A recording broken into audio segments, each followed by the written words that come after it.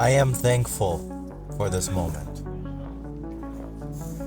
This life can be very tough, but not impossible. I don't want to try so hard.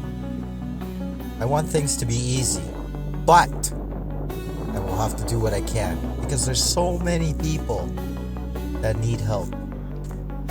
It's not that I want to save the world, although I did think that at one time, and I still feel like the world needs saving. But now I try to be more realistic so I don't feel so disappointed, and I try to just help anyone that I can. It doesn't mean I have to be desperate or I have to, burn myself out. But if there's someone that I can help in any given moment, I hope that I can do that with the grace of the Creator of my soul. The solace of spirit in the harsh winter of life. In the relentless march of seasons, winter arrives with its stern and unyielding presence, wrapping a territory in a mantle of frost. It's not so loud outside compared to the summer barbecue season. It is during the arduous times of winter that my soul seeks solace and meaning beyond the tranquil, and I would like to dive into a deep spiritual experience instead of a pile of shoveled snow. The struggle of this time is to feel warm in body and spirit when the cold outside can affect the mind and heart. The true measure of a life well lived is not found in the accumulation of material wealth or world success, but in the depth of one's spiritual journey, especially in this holiday season where families are stressed or passionate about buying this or that. It's good to remember that the thought, beliefs, and feelings of charity, loving kindness, and goodwill can be expressed in many ways besides mundane materialism.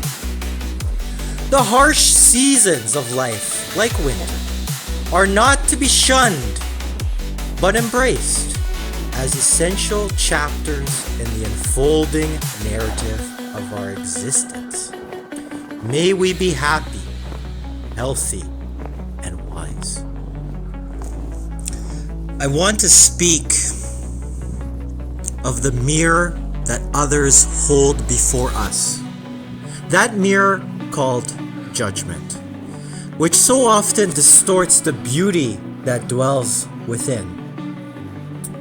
You may find yourself laboring in a field of sharp stones, where words fall like bitter rain, and glances cut like the coldest wind.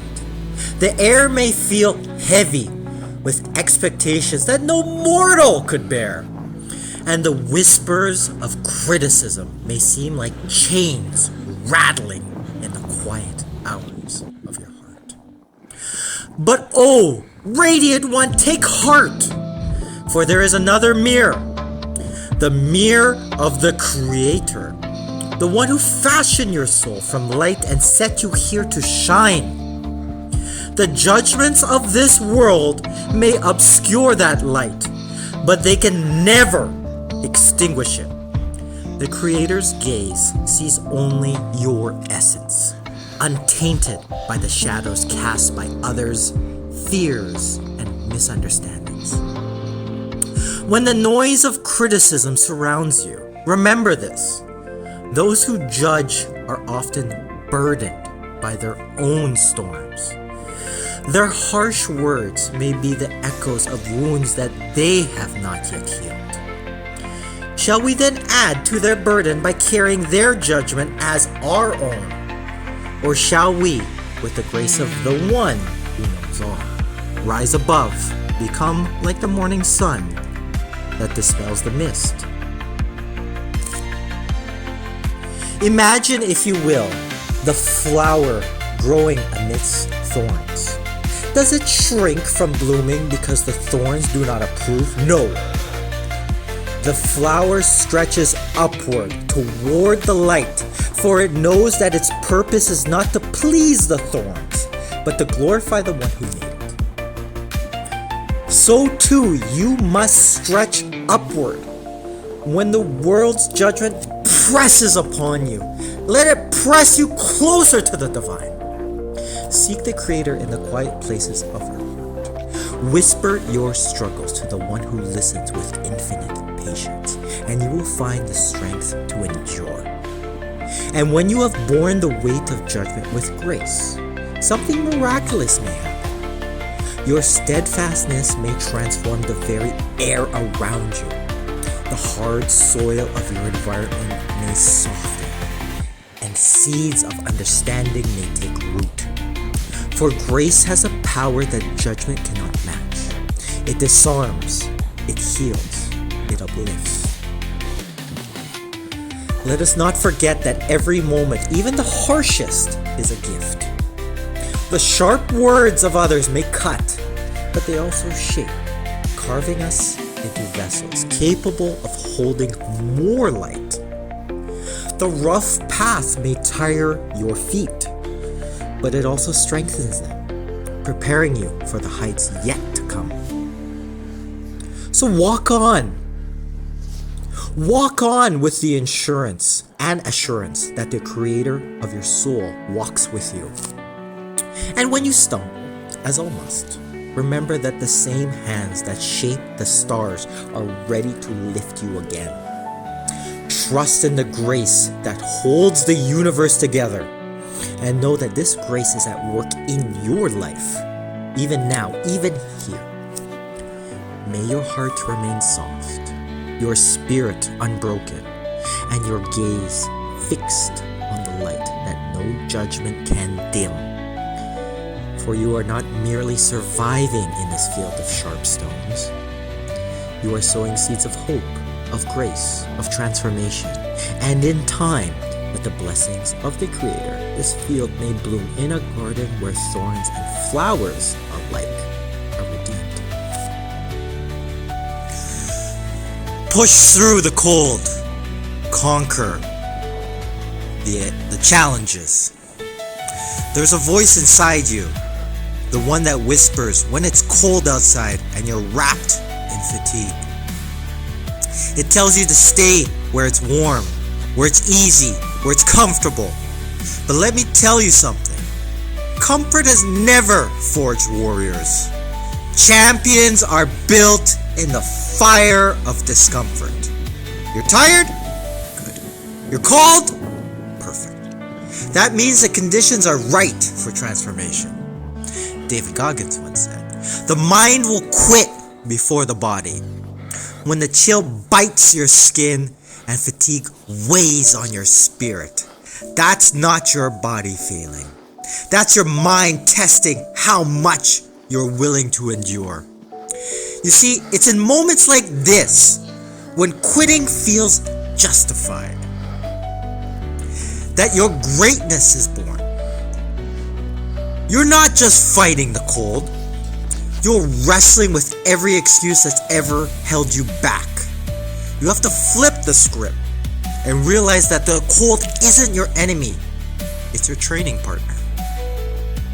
Les Brown reminds us, you don't have to be great to get started, but you have to get started to be great.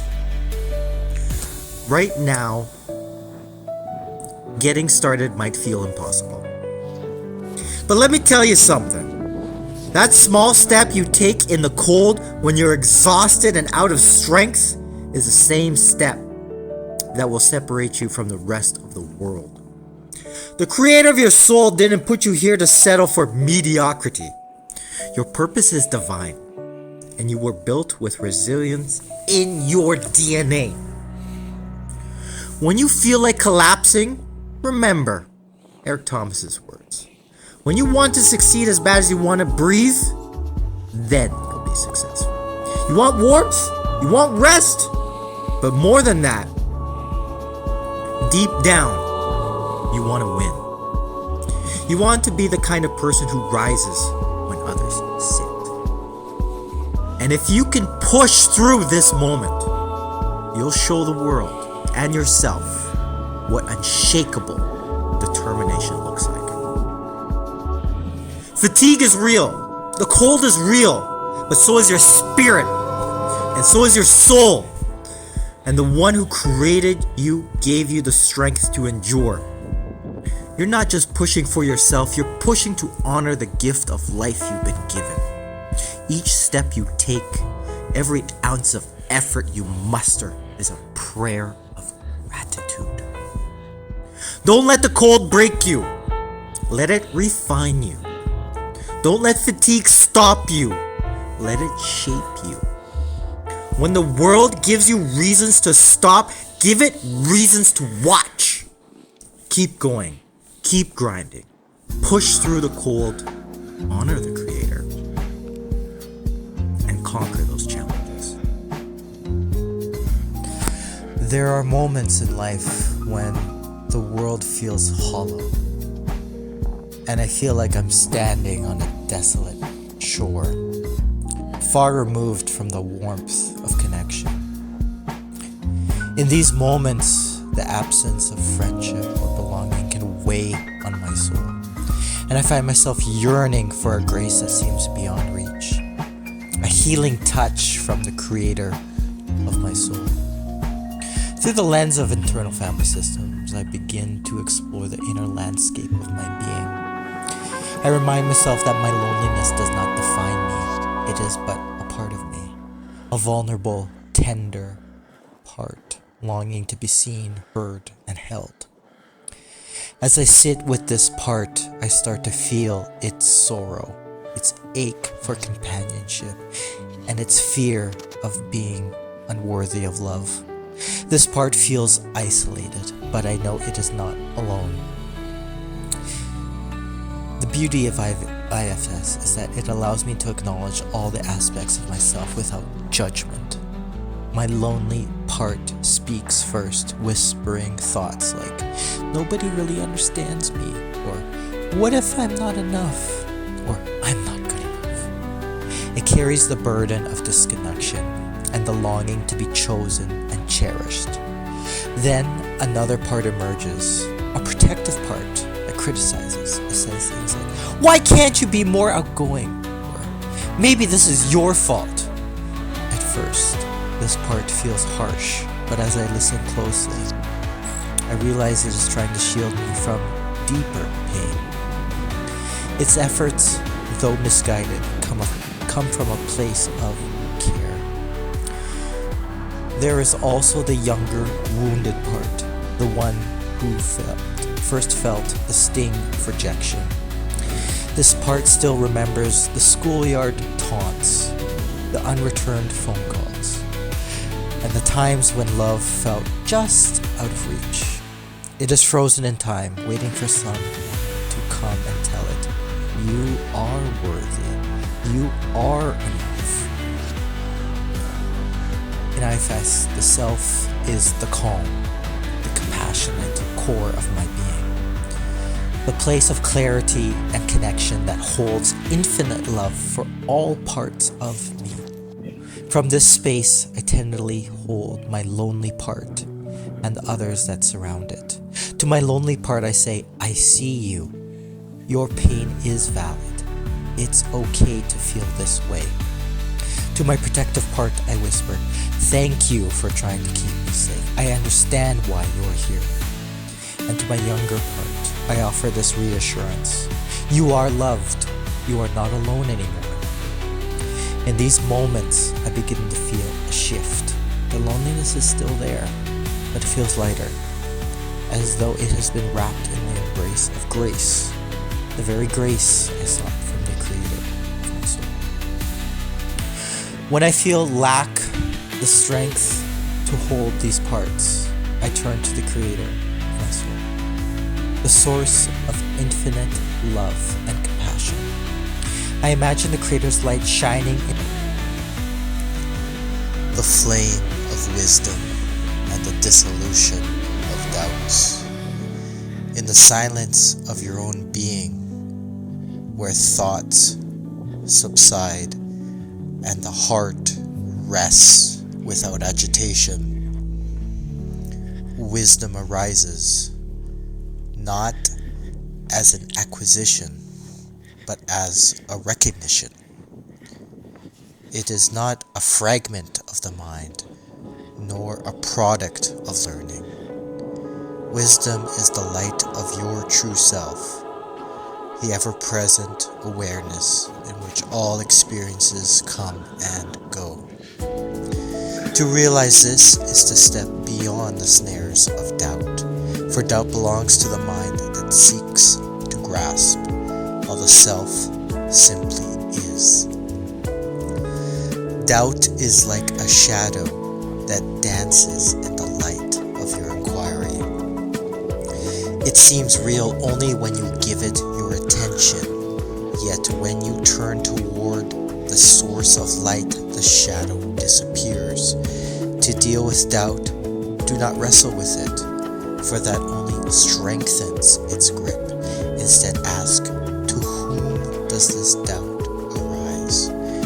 Trace it back to the one who doubts, and there you will find the silent clarity of being. This is the wisdom of inquiry taught by the sages. Simple, direct, and effective. Adi Shankaracharya reminds us in the Viveka Chudamani, like the sun revealing itself when the clouds disperse, the self shines forth when ignorance is removed. Ignorance is the root of doubt. It is the mistaken belief that you are the body, the mind, or the limited ego. Wisdom dissolves ignorance by showing you that your true nature is infinite, untouched by the fluctuations of thought. Letting go is not an action but an understanding. To let go is to cease clinging, to release the identification with that which is transient. Nisargadatta Maharaj said, wisdom is knowing I am nothing, love is knowing I am everything. Between the two, my life flows. When you let go of the false idea of I as a separate being, you stand as the vastness in which all things appear and disappear. This is the wisdom of surrender, not to something outside of you, but to the recognition that you have never been bound. Do not fear doubt or resist it. It arises as part of the play of the mind, a movement within the totality. Ramana Maharshi taught that the mind, when properly understood, is not an enemy, but a tool that can be directed inward. When doubt arises, turn within. Seek the source of the doubter, and you will find that the doubter dissolves. What remains is the unwavering awareness that I am touched by thought, untouched by thought. On this spiritual path, there is no greater aid than self-inquiry and devotion. The two are not opposed but complementary. Self-inquiry sharpens your discernment, showing you the illusionary nature of doubt and duality. Devotion softens your heart, melting resistance and revealing the underlying unity of all existence. As Adi Shankaracharya declared in his hymns, surrendering to the divine within is the highest wisdom. Wisdom is not something to be attained for it is already present. You cannot achieve what you already are.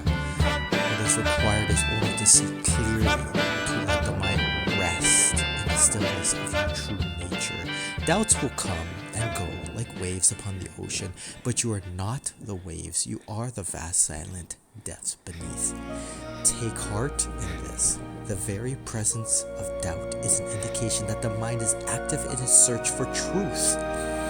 Do not despair, instead let doubt be a reminder to return to the self, to the right center, where your questions remain. There wisdom shines as your own essence, luminous and eternal. Let go of the idea that you are a seeker striving towards some distant goal. Wisdom is here and now, in the simplicity of being. Release the burden of becoming and rest in what you are. Then, like a river merging with the ocean, doubt will dissolve and you will know yourself as the infinite, ever-present truth.